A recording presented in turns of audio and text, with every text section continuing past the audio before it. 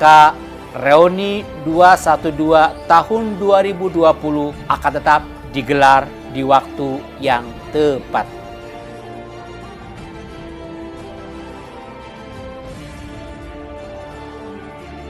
Untuk menindak secara tegas jika ada yang melanggar pembatasan sosial tersebut berdasarkan peraturan yang ada.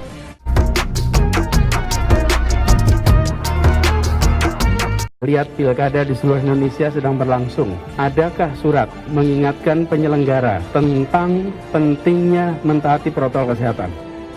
DKI Jakarta mengatakan tidak ada teguran terhadap pelanggaran protokol kesehatan. Ini datanya ada.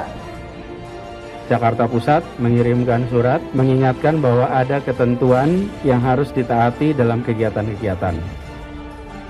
Jika ada pembiaran kerumunan oleh pemerintah, maka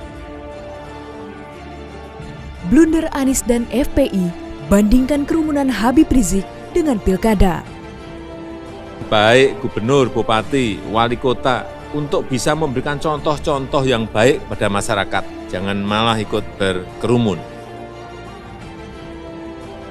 Sorotan terhadap kerumunan massa di acara Habib Rizik Syihab terus mengemuka. Gubernur DKI Jakarta Anies Baswedan dan Front Pembela Islam pun kompak membandingkan penanganan kerumunan massa tersebut dengan Pilkada serentak 2020. Dalam pernyataannya itu, Anies mengatakan jika di Indonesia tidak ada wilayah seperti Jakarta yang melakukan pengiriman surat mengingatkan secara proaktif bila terjadi potensi pengumpulan dan membandingkannya dengan pelaksanaan Pilkada serentak yang saat ini sedang berlangsung. Dan ini dilakukan oleh Jakarta. Anda boleh cek wilayah mana di Indonesia yang melakukan pengiriman surat mengingatkan secara proaktif bila terjadi potensi pengumpulan. Anda lihat pilkada di seluruh Indonesia sedang berlangsung. Adakah surat mengingatkan penyelenggara tentang pentingnya mentaati protokol kesehatan? Senada dengan Gubernur Anies Baswedan, Ketua DPP FPI Slamet Ma'arif pun mengatakan semoga ada tindakan tegas juga kepada pelaku kerumunan saat pilkada ini. Bahkan ia pun mengancam akan tetap mengadakan reuni 212 di waktu yang tepat, yakni tanggal 2 Desember 2020 apabila pemerintah melakukan pembiaran kerumunan dalam pelaksanaan pilkada.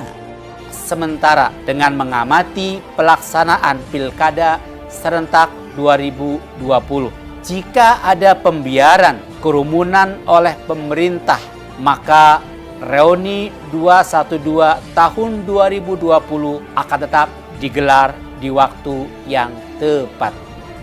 Terkait dengan pernyataan Gubernur Anies yang membandingkan penanganan kerumunan massa Habib Rizik dengan Pilkada 2020, Ketua Komisi 2 DPR RI Yakut Holil Koumas mengatakan jika cara berpikir Anies keliru. Sebab di dalam peraturan KPU sendiri sudah dicantumkan tentang larangan berkerumun berikut dengan sanksinya, di mana pengawasannya dilakukan oleh Bawaslu dan aparat kepolisian. Melihat pernyataan Anies yang menuding tidak adanya tindakan terhadap pelanggaran protokol kesehatan pada saat pilkada berlangsung, seolah-olah dirinya ingin menyudutkan pemerintah.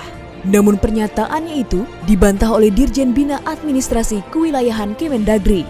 Dalam bantahannya, Dirjen Bina Administrasi Kewilayahan Kemendagri, Safrizal mengatakan, jika data penindakan terhadap pelanggar selalu dipaparkan dalam setiap rapat evaluasi pilkada.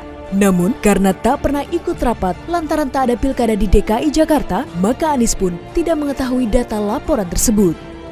Gubernur DKI Jakarta mengatakan tidak ada teguran terhadap pelanggaran protokol kesehatan. Ini datanya ada. Ya memang Aceh dan DKI Jakarta tidak ikut pilkada, sehingga data-data ini memang tidak kita paparkan di hadapannya Gubernur Aceh dan DKI, tetapi yang lain itu kita paparkan dan kita evaluasi tiap minggu, 2 minggu, dan per bulan. Dari keterangannya, setidaknya sudah ada 82 kepala daerah yang telah ditegur oleh Kemendagri, di mana para kepala daerah itu dianggap membiarkan ataupun ikut serta dalam pelanggaran protokol kesehatan di pilkada.